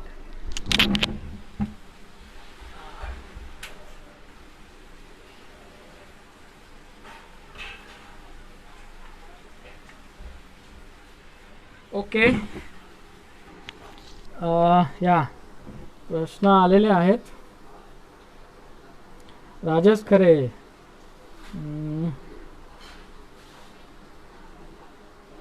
Real problem. Vinay दामोदरचा question आहे, what were the thoughts of doctor Ambedkar on labour and national. Yes, this is very important question, की nationalism आणि लेबरचा thought जो आहे हा बाबासाहेबांनी address केलेला होता. होते काय की जेव्हा नॅशनलिझमची डिबेट असते, नॅशनलिझम ही इमोशनल आयडिया असते, ठीक आहे, आणि the worst victim and sacrifice जे सगळ्यात जास्त करावं लागत असते ते लेबरला करावं लागत असते, ठीक आहे. आणि बाबासाहेबांनी हे तेव्हाच ओळखलं. त्यांनी सांगितलं होतं की बाबा मजुरांचं स्थान काय असणार आहे तुमच्या स्वराज्यामध्ये. म्हणजे स्वराज्य was nothing but idea of nationalism, ठीक आहे. You wanted to throw out British and wanted to have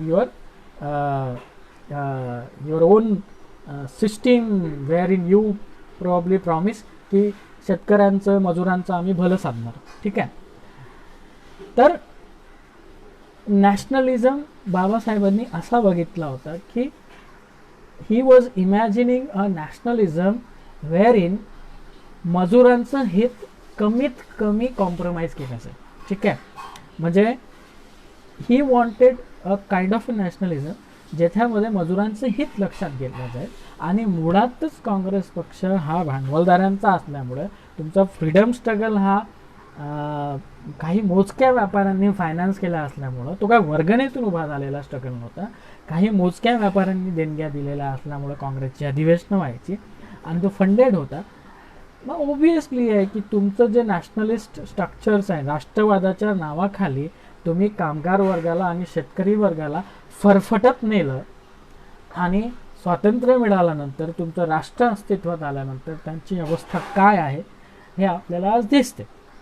त्यामुळं Babasaheb was sceptical about the notion of nationalism, but he was kind of. आणि बऱ्याचदा म्हणजे जेव्हा इव्हन राष्ट्रावर जेव्हा एखादं युद्ध लाजलं जाते, ठीक आहे, म्हणजे nationalism we should look at it like from a very critical lens.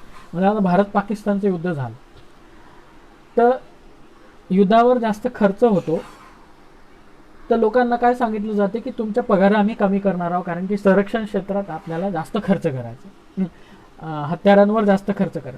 मग सर्वात इमिजिएट विक्टीम कोण आहे? तो आहे लेबर आहे, ठीक आहे.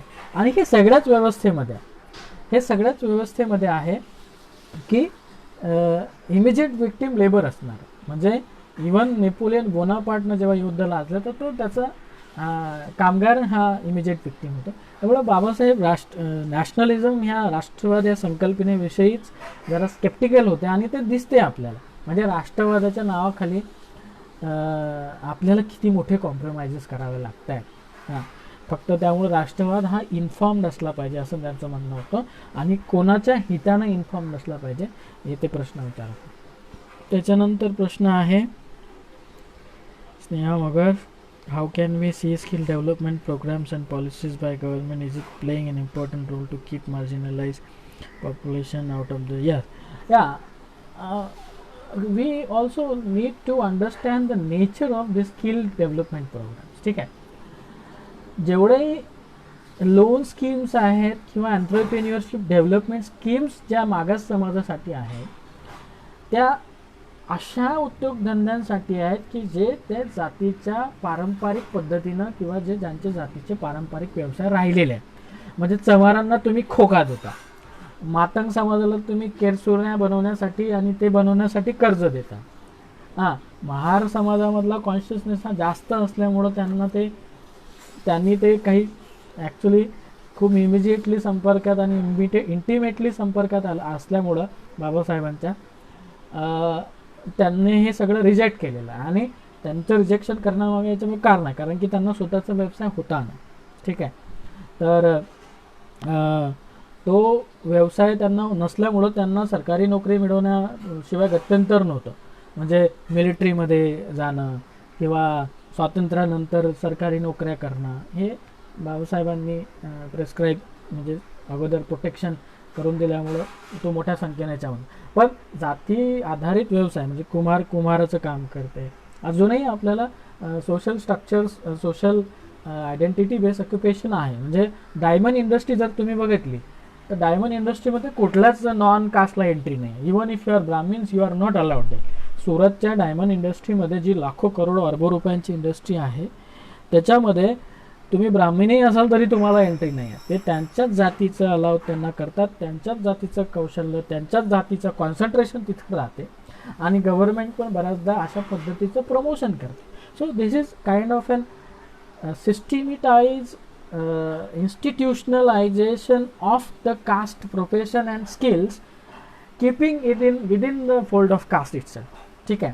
त्यामुळं स्किल फॉर्मेशन जे आहे, तुम्हाला स्किल फॉर्मेशन द्यायचं आहे तुम्हाला, तर why don't they introduce something like machine learning for Dalits ना.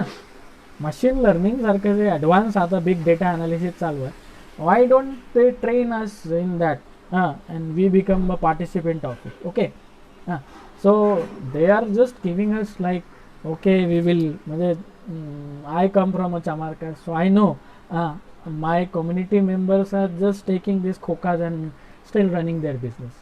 Okay, so and they are still caught up in their traditional businesses. Okay, so that is sometimes we need to see it's problematic.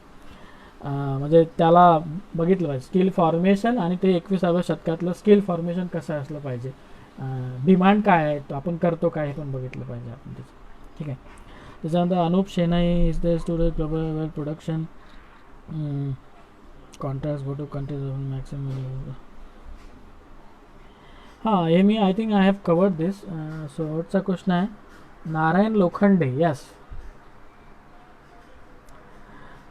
Narayan Meghaji Lokhande जे होते, he was a socialist leader. ठीक आहे. आणि he kind of supported म्हणजे closely not, but त्यांचे views जे होते caste ॲनिलेशनला घेऊन, किंवा he was largely organizing mill workers. ठीक आहे. आणि नारायण मेघाजी लोखंडे मिल वर्कर्सला जेव्हा organise, which is fine. Okay, organising labour itself was a big task that time, big challenge that time. Okay, but then mill structure जे होतं आतमधलं, विणकरांच्या सेक्शनमध्ये दलित untouchables कामगारांना entry नव्हती, आणि सूत कापण्यामध्येच त्यांना एंट्री होती. बिकॉज विणकरांच्या सेक्शनमध्ये तुम्हाला ॲक्च्युली कपडा बनवावा लागायचा, आणि since Dalit were considered as a impure, polluted आणि इम्प्युअर, विणकरांच्या डिपार्टमेंटमध्ये वेज रेट पण हाय असल्यामुळे, मजुरी दर हा जास्त असल्यामुळे त्यांना तिथं कदाचित एंट्री नव्हती. आणि मग ज्या एक्झिस्टिंग युनियन्स होत्या, म्हणजे नारायण मेघाजी लोखंडे जे आहेत, त्यांनी याला कशा पद्धतीने हँडल केलं, that we should ask. And then if they raise this question, I am not aware about it, Narayan Meghaji लोखंडेने जर हे प्रश्न उचलले असतील तर इट्स मोस्ट वेलकम. म्हणजे and part of the reason is that ki they did not raise this question, fundamental questions. ठीक आहे. आणि म्हणून बाबासाहेबांचे मतभेद व्हायचे की बाबा तुम्ही तुमचे क्लास क्वेश्चन्स संपावर जाता आणि आम्हाला पण त्याच्यामध्ये ओढता, आमच्या कन्सल्ट घेत नाही. म्हणजे डाव्या संघटनेच्या लेबर युनियन्स त्यावेळी संपावर जायच्या. 1922 की 23ची घटना आहे. संपावर गेल्या, पण दलितांची उपजीविका ही त्यांच्या रोजगारावर होती, आणि बऱ्याचदा सवर्ण असायचा, त्यांच्याकडे इतर साधनं असायचे, आणि दलितांचं मत विचारात घेतलं जायचं नाही संपावर जाण्याच्या अगोदर, कारण की त्यांना ते गरजेचं वाटायचं नाही. म्हणून बाबासाहेबांनी म्हटलं होतं की बाबा तुम्ही जर हे विणकरांना, तुम्ही विणकर सेक्शनमध्ये तुम्ही आमच्या कामगारांना एंट्री द्या, तर आम्ही तुमच्या संपाला सपोर्ट करू. म्हणजे he was negotiating also within that, की if you don't allow us in विणकर सेक्शन, म्हणजे विणकर सेक्शनमध्ये जर तुम्ही आम्हाला परवानगी देत नसाल तर आम्ही तुम्हाला कसं काय, तुम्ही आमचा भेदभाव करताना आम्ही you ask us to support your strike. तर ही वॉज ऑल्सो निगोशिएटिंग. त्यामुळं हे सगळे प्रश्न आपण बघितले. हम्म, कामगार प्रश्न, हा बाबासाहेबांना बघायचं म्हटल्यावर बाबासाहेब, हा बाबासाहेबांना कसं बघायचं. सी आय थिंक आपणच बाबासाहेबांना कुठेतरी रिड्यूस करून टाकलेलं आहे संविधानकार म्हणून. ठीक आहे, that is a very reductionist way of introducing and naming और रिकॉलिंग बाबासाहेब लिगसी. ठीक आहे, की बाबा संविधान निर्माता बाबासाहेब, आणि हे आपल्यावर बिंबवलं आहे. ठीक आहे, आपल्यावर बिंबवलं कोण आहे, मीडियानं बिंबवलेलं आहे. ठीक आहे, जेणेकरून त्यांचे बाकीचे इमॅन्सिपेटरी आणि एकदम स्ट्रायकिंग व्ह्यूज साईडलाईन होतील. म्हणजे nobody discusses his views about state socialism. ठीक आहे, आणि वी टेक प्लेजर, आपल्याला आनंद वाटते, we take pleasure and pride in that की बाबासाहेब संविधान निर्माता. अरे हो, but what about his other views.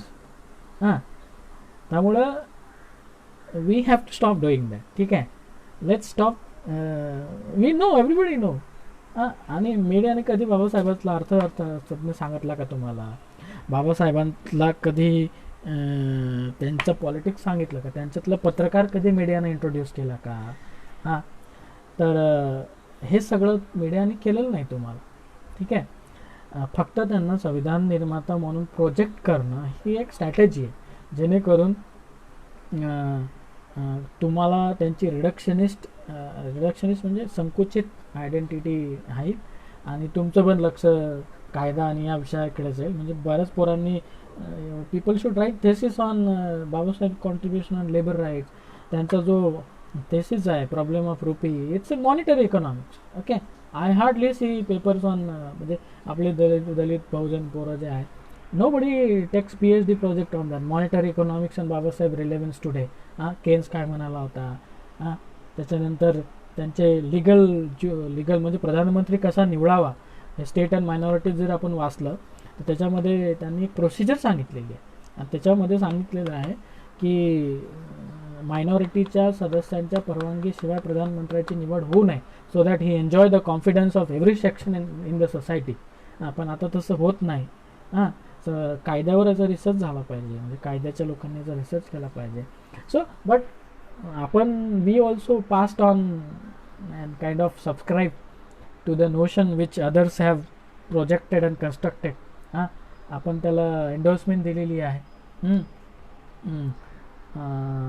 त्यामुळं somehow we are also equally responsible in reducing Babasaheb only in घटनाकार. ठीक आहे, तर we also need to kind of introspect. Last question, is there a need to change the law, especially with respect to domestic workers where mostly marginalized worker are considering female farms? Yeah, see, आता अर्थव्यवस्था बदललेली आहे. ठीक आहे, म्हणजे if you are not equipped with the skill, sometimes you have to pick up a job which is not skilled one. A domestic worker is one among them. म्हणजे ही खूप पॅट्रियार्कल definition of झाली. म्हणजे डोमेस्टिक वर्क इटसेल्फ ही productive, घरकाम itself has a value. ठीक आहे, but dominant economics अंडरस्टँडिंगमध्ये त्याला value दिलं जात नाही, आणि त्याचं मेजरमेंट केलं जात नाही, GDPमध्ये ते अपियर होत नाही. ठीक आहे, व्हॅल्यू इज कन्सिडर्ड, अशाच प्रोडक्शन आणि सर्व्हिसेसला व्हॅल्यू दिलं जाते, की व्हॅल्यू काउंट केलं जाते, that is exchangeable in the market. ठीक आहे, म्हणजे तुम्ही चहा घरी बनवला तर त्याला व्हॅल्यू नसते, तुम्ही चहा बनवल्यावर मार्केटमध्ये जर विकायला घेऊन गेले त्याला व्हॅल्यू असते. ओके, तर that is what capitalist system is all about. ठीक आहे, एक्सचेंज जिथं होतो तिथं वस्तूंना व्हॅल्यू. सो डोमेस्टिक लेबर जे असते ते एक्सचेंज होत नाही. पण अशा वेळी आय थिंक म्हणजे you can really take one section of the labour force and give them property and all. कठीण असतं. अशा वेळी legal framework I think strong करणं किंवा इफेक्टिव्ह करणं गरजेचं आहे, so that they enjoy their level of confidence and dignity and आणि salary also, because there is no काय म्हणते त्याला, there is no minimum wage prescribe for domestic workers. त्यांना पण असली पाहिजे. मिनिमम वेज आपल्या देशामध्ये 276 रुपये आहे. डोमेस्टिक वर्करसाठी किती असली पाहिजे. बाबासाहेबांनी मिनिमम वेज ॲक्ट आणला होता. तर ते मिनिमम वेज जर शासनाने कायदा करून केली तर पॉसिबली. आणि डोमेस्टिक वर्कर्स ह्या सेग्रिगेटेड आहेत, ऑर्गनाइज नाही आहेत, त्यामुळे देर आर मेनी प्रॉब्लेम्स. कुठल्याही पॉलिसी रिफॉर्म पुश करण्यासाठी you need some good organisation. Okay, I think I have dried with my throat also. So it was nice talking to you. Thank you Blue Morning for giving this opportunity. I hope I have met your expectations. So I'm closing this off. Thank you very much. Jai Bhim.